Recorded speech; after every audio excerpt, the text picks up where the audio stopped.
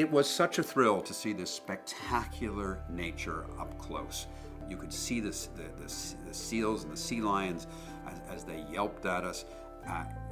We were surrounded by these mountains cascading into the sea in the most dramatic landscape on earth.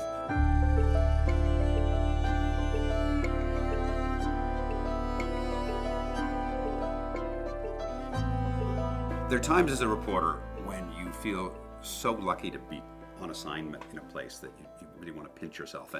And this picture captures one of those moments. It is on a fjord in the Andes Mountains in southern Chile, the Chilean part of Patagonia.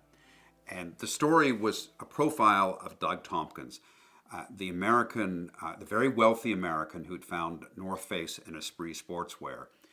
He was, by his own reckoning, a radical environmentalist, and he wanted to use his hundreds of millions to preserve as much raw wilderness on the planet as he could. And he identified southern Chile as a place where he could buy these vast tracts of undeveloped land and preserve them long after he was gone.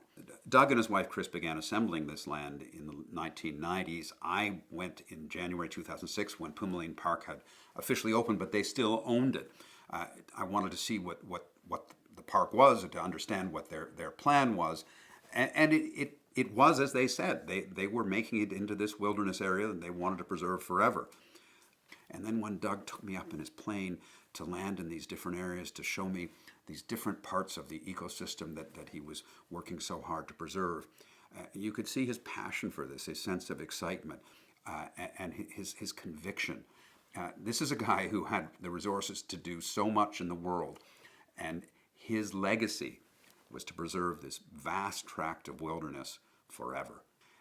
In the end, they delivered exactly what they said they would.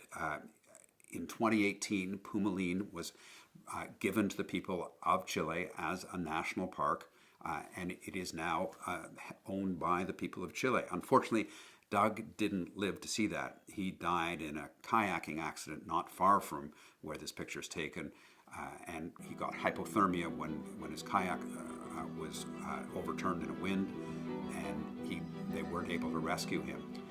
But his legacy absolutely lives on.